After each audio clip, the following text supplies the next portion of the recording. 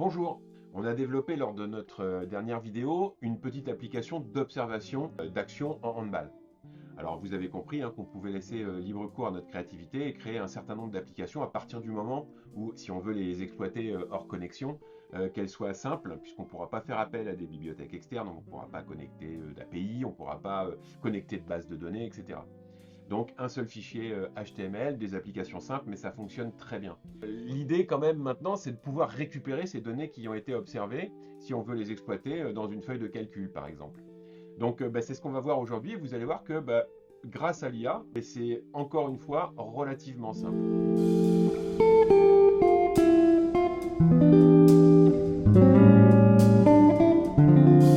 Alors on se retrouve sur Claude qui depuis la dernière fois est passé à sa version 4, encore plus performante, mais toujours avec une utilisation gratuite, en tout cas pour celle qu'on utilise ici.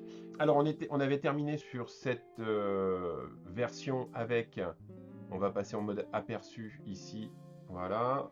Donc vous vous rappelez de notre petite application, voilà, je démarre, j'arrête, enfin je peux utiliser les actions positives, les actions neutres, négatives, les tirs, etc., etc. Voilà. Alors, si je veux créer une observation qui soit exploitable, il me manque quelques éléments ici, parce que je ne sais pas qui est l'élève qui est observé, je ne sais pas qui est l'observateur. Donc la première itération qu'on va faire, c'est qu'on va demander à Claude d'ajouter deux inputs pour entrer le nom de l'élève et le nom de l'observateur. Donc voilà, c'est ce que je lui ai demandé ici. OK. Et donc on a obtenu, voilà, je ne vais pas dévoiler la suite, et on a obtenu donc notre fenêtre avec les informations à rentrer, etc. Voilà, j'ai fait quelques tests ici, par exemple, voilà, et ça continue de fonctionner. Il n'y a pas eu de bug, tout va bien. Donc on a nos élèves. Maintenant, évidemment, ce qu'il va falloir préciser à Claude, c'est quelles sont les données qu'on va vouloir exporter et quel est le processus qu'on veut utiliser pour l'exporter. Donc là, moi, j'ai choisi quelque chose de très simple. Alors les données, je vais lui mettre dans le prompt. Nous, ce qu'on veut, c'est récupérer le volume de jeu, le pourcentage d'efficacité, les tirs, l'efficacité au tir, et le nom évidemment de l'élève observé, le nom de l'observateur. Voilà, on ne va pas aller plus loin. Et vous comprenez que vous pourriez demander plein d'autres choses sur une application complètement différente, etc. Donc, on va lui écrire un petit prompt un petit peu plus compliqué, un petit peu plus complet, plus que compliqué. Voilà, alors là, je lui avais demandé de ne pas coder tout de suite, je voulais juste lui donner les informations. Donc, je lui donne les données que je veux récupérer, donc le nom de l'élève, le nom de l'observateur, le volume de jeu, le pourcentage d'efficacité, les tirs totaux, le pourcentage d'efficacité au tir, voilà, et je lui demande d'encoder ces informations dans un QR code que le professeur pourrait scanner. Donc là, on est toujours sur l'application qui va être utilisée hors connexion par les élèves. Donc, excellente idée, merci Claude. Donc, il me dit que tout ça, c'est faisable, etc. Voilà, on va encoder au format JSON les données. Alors, le format JSON, c'est un format qui est très utilisé sur le web. Sans aller dans les détails, ça associe une clé et une valeur. Alors, par exemple, la clé nom, la valeur Lionel, Ludo, Claire, Quentin, etc. Voilà. Alors, il nous dit que s'il y a une limitation, il faudra faire au niveau du QR code, mais en fait, vu le nombre de caractères qu'on va faire, on n'aura aucun problème avec ça. Je ne sais pas quelles sont les limitations en termes de caractères à encoder dans un QR code texte, mais je pense que c'est quand même plusieurs centaines. Donc voilà. Donc c'est parti. Alors il me demande si on veut prendre, vous savez, on avait un historique des actions. Voilà, il me demande si on veut prendre l'historique. Alors moi, non, j'ai dit que je voulais pas l'historique. Voilà, d'ailleurs, en fait, il y aura une itération de plus à faire parce qu'en fait, j'ai remarqué qu'il n'y avait que 5 actions, qu'après ça repartirait, etc. Donc, en fonction du nombre d'actions que vous voulez, il faudrait réitérer. Bref, c'est pas ce qui nous préoccupe pour le moment. Nous, ce qu'on veut, c'est qu'il nous crée le QR code pour pouvoir récupérer ces données. Donc, c'est parti. Donc, il a lancé son action. Euh, Hop, ici, vous voyez, il nous a, comme d'habitude, écrit le code. Alors là, le code, il commence maintenant à avoir un certain nombre de lignes. Et sur notre aperçu, on s'aperçoit qu'on a bien, donc voilà, je vais repartir là ici. Voilà, je démarre, donc ça fonctionne, mes actions, voilà, ok, le tir, allez, but, un tir raté, ok, le match est terminé. J'ai bien mon bouton pour générer le QR code, c'est ce qu'on lui a demandé. Et c'est fonctionnel, tout va bien. Donc là, maintenant, je vais pouvoir flasher le code et récupérer les données.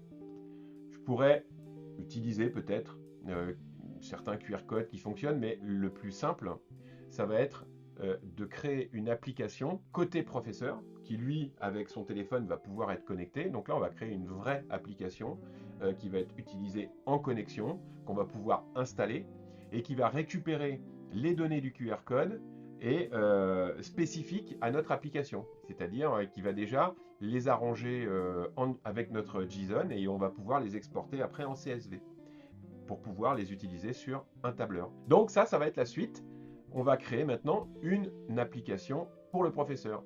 Alors, je reviens sur notre application côté élève. Vous vous rappelez, hein, on exporte, on récupère le code et on crée notre fichier HTML.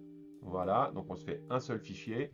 On le met sur les appareils élèves et on l'utilise par exemple sur iPad avec un viewer HTML, enfin avec Document by Riddle, on avait utilisé, et sur Android avec un viewer HTML. Donc maintenant, on va s'occuper du côté professeur. Voilà. Donc pour s'occuper du côté professeur, on va lui dire qu'on veut qu'il code une mini-application qu'on va héberger. Alors moi j'ai mis, il y a d'autres possibilités d'hébergement, mais Netlify, un hébergeur d'applications, on va pouvoir mettre gratuitement. Hein. L'idée c'est toujours de ne pas dépenser de sous.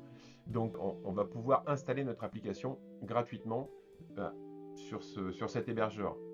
Donc, donc cette application web sera utilisée à partir d'un smartphone ou d'une tablette. Elle doit permettre de créer des QR codes, de récupérer les infos et de les mettre dans un tableau bien ordonné. On pourra également, via un bouton copier en CSV, récupérer les infos pour les mettre dans un sheet ou un Excel ou un Numbers si je suis sur Mac. Eh bien, il a l'air d'accord. Il nous a créé l'application. Voilà, il n'y a pas eu de bug. Je clique dessus. Il nous a créé notre application avec un scanner. On verra quand ce sera installé. Hein. On pourra démarrer le scanner. On donnera les autorisations d'utiliser la caméra du smartphone. Et il va récupérer toutes nos données. Il a préparé le tableau pour les accueillir. Vous voyez, l'élève, l'observateur, le volume, l'efficacité, au tir, le nombre de tirs, le volume de jeu, l'efficacité du joueur, les tirs, l'efficacité au tir. Il nous a ajouté l'heure.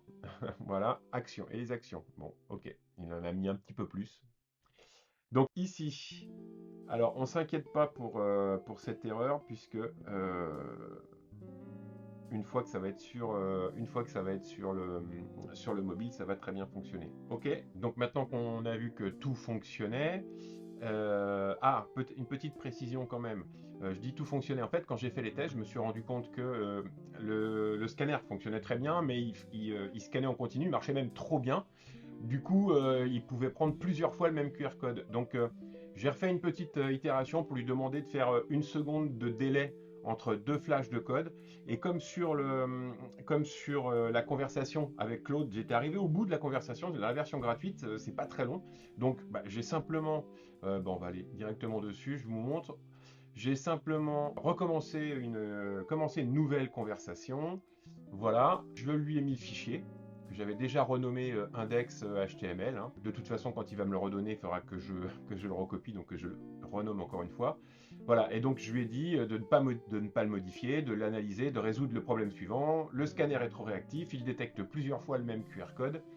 Peut-on intégrer un délai d'une seconde entre deux lectures? Et voilà, il m'a créé ma nouvelle application qui fonctionne parfaitement. Je l'ai copié ici, téléchargé au format HTML.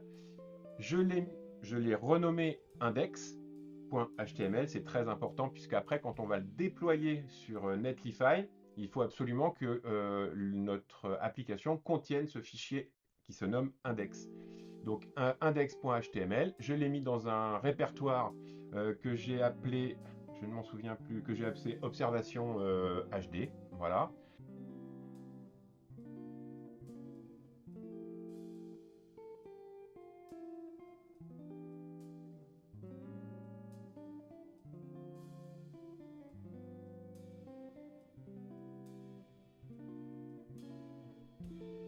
Et bien donc maintenant, on va passer directement sur Netlify. Voilà, alors j'avais déjà fait un test ici, hein, mais on va le refaire ensemble. Je vous laisse vous inscrire sur netlify.com. Nous, on n'utilise que de la version gratuite. Du coup, on n'aura évidemment pas de domaine personnalisé, etc. Mais peu importe, on verra, on va l'installer sur l'écran d'accueil après sur notre smartphone ou sur notre tablette qui nous servira en classe à flasher le QR code des élèves. Donc, comment je fais? C'est très simple, je vais faire ajouter un nouveau projet, déployer manuellement, voilà, et j'ai plus qu'à aller chercher mon dossier, le dossier dans lequel j'ai bien mis mon fichier index.html, et je laisse travailler la machine. Donc voilà, et c'est parti. Et quand je vais donc dans mes projets, là du coup je vais avoir deux fois le même, voilà. Donc j'ai deux fois le même ici, ok. Et ben on n'a plus qu'à tester ça, hein. Je récupère le lien, voilà, je récupère mon lien. Alors là, si je le mets sur l'ordi, ça va pas m'aider beaucoup, mais on va juste vérifier que c'est bien déployé. Voilà.